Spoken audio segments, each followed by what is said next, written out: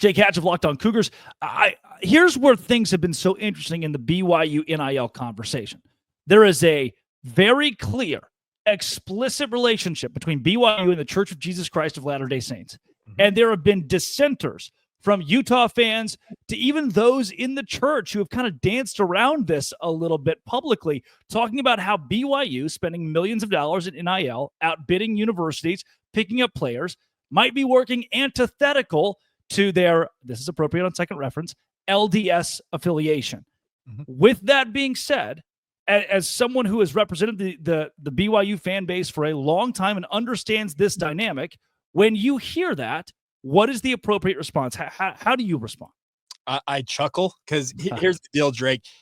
BYU is obviously sponsored by the Church of Jesus Christ of Latter-day Saints, but it is its own entity. And moreover, here's the deal. There are boosters out there, and yes, BYU's got a lot of them who've got very deep pockets. They have gone out and made a lot of money, and the vast majority of them are faithful members of the LDS faith, and they contribute 10% of their income to tithing if they're faithful adherents to the faith. That's just it's part of being a member of the church. I love people out there who like to spend other people's money or tell them how to spend said money. I'm not going to tell Ryan Smith or any one of these other big BYU boosters how to spend their millions, if not billions of dollars. And if they want to spend tens of millions on BYU sports, good on you. A lot of them have deep ties to Provo and deep ties to BYU, and they want nothing more than to watch BYU succeed at a high level. And if that's the way that they can contribute to it by putting a lot of money into the pot, go for it. I'm all for it because, as I like to say, more money means more good, means more business for me and my podcast. I think there are fan bases, maybe a Cincinnati fan, a UCF fan, who see this online chatter, who see the rhetoric and get confused. We're like, yeah, man, BYU has this honor code, but now they're paying millions of dollars at NIL. They're pretending because of something that was misconstrued by a Utah fan or someone who is uneducated. They're pretending that BYU's connection to faith means that the limitations extend to NIL for some reason. And it's like, I don't get it. You could ask 50%, I believe this is a true number, of Big 12 fans. Can BYU fans have caffeine? They would say no. Can they sell it at the stadium? No. Can they watch TV or movies? No. Right? There's so many common misconceptions about the LDS faith that Big 12 fans have had to learn. And I get it. You're from Groesbeck, Texas. Yes. You grew up rooting for Texas Tech. I understand where that guy's coming from. All he knows about BYU, he probably read on Twitter. This feels like just another broad, common misconception. Yeah, I agree. We're not Liberty. Let's put it that way. Liberty and the evangelicals, they got a whole different list of rules than BYU has. Yes, BYU has pretty stringent rules. Essentially, it's no premarital sex, no alcohol, don't do drugs, and essentially live a clean, chaste life. That's what the BYU Honor Code is here for, Drake. But guess what? They sell caffeine on campus, everybody. There's fully leaded Cokes, Dr. Peppers, whatever you want to drink. It's there on campus. You're right. There is a lot of misconceptions out there because a lot of people, the LDS community and the LDS population it's like a footnote in the overall U.S. community. There's roughly 6 to 7 million members in the United States, which has 330 million people in it. So there are a lot of people out there that have probably never met a member of the Church of Jesus Christ of Latter-day Saints. And yes, they're seeing the online rhetoric between BYU and Utah fans. And yes, they're getting it misconstrued as to what BYU requires of its students, its athletes, and even members of the LDS faith as well. So I completely understand the misconceptions and feeling like, hey, I'm confused on why BYU is doing this when we're hearing that it's going like this on the other side. Simply put, BYU's in it to win it, and if it requires funding some money, they have boosters who are willing to foot the bill, and at the same time, BYU will hold to its mission, and that is to educate the next generation of students and keep them as faithful as they can when it comes to LDS faith. My question is, the Big 12 has a lot of schools in the Bible Belt. The Big 12 has a lot of fan bases that subscribe to some sort of faith here. If you're a Baylor or even a school like Texas Tech, like UCF, and you're, for whatever reason, your university took clean, normal money, just like, here is $10 million for NIL, and for whatever reason, you're like, yeah, we love God, so you keep that money of yours, or if it's something as nominal as like, well, we feel like we would feel guilty if we took your money and put it toward our athletics. That's what a UCF would say. That's the equivalent in my brain. This just seems, if you boil it down to that, silly to me. It is silly. Here's the deal. lot of fan bases, one in particular that's 40 miles north of Provo, speaking of Utah, they're upset that their donor base is not funding Utah athletics to the level that BYU has its donor base funding it.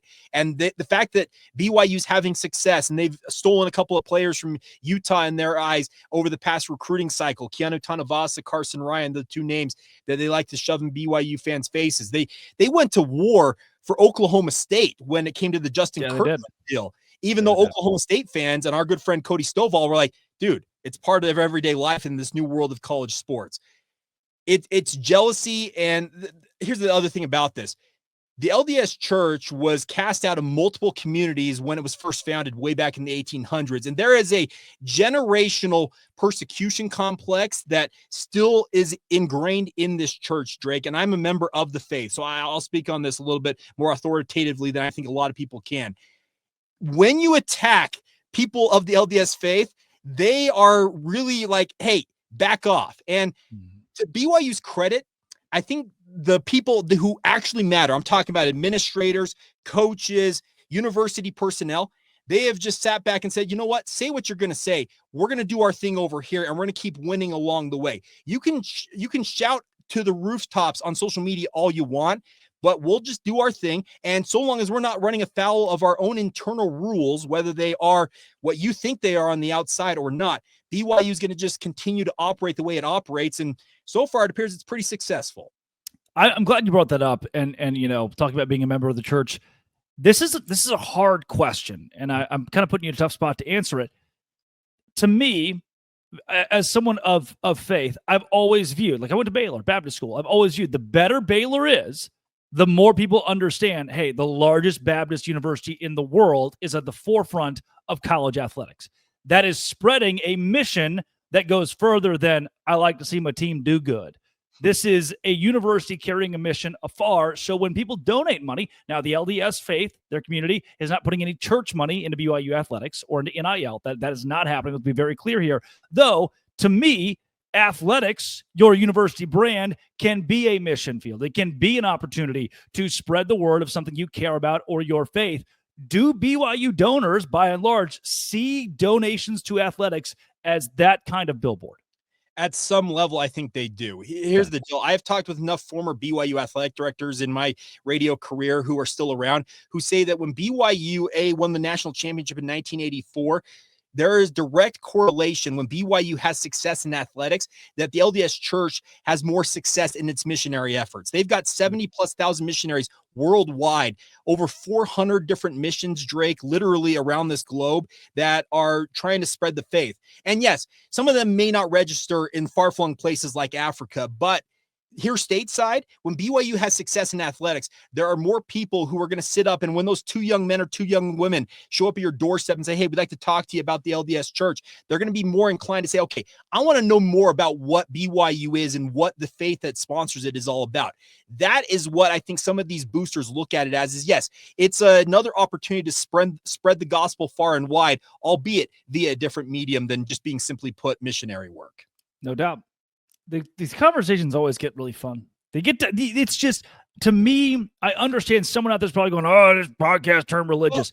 To me, it's so much more informational for a lot of people who don't know to now finally understand. Yeah. Well, and the one thing I like about this, you mentioned the fact we got a lot of schools in this conference that are in the Bible Belt, Drake. We have TCU, Texas Christian University. We got Baylor, which is Baptist affiliated. You've had conversations, I know, recently about maybe adding SMU, Southern Methodist University, to this league. There are church-affiliated schools around this country, and I think every one of them, if you're a big fan of that school, you understand what the connection between sports and faith are for those universities.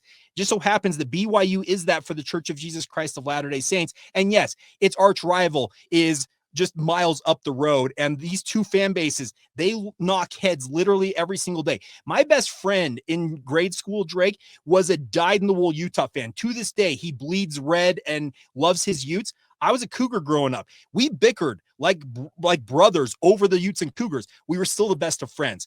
That is a dynamic you don't find anywhere else other than Utah, it feels like. That's great.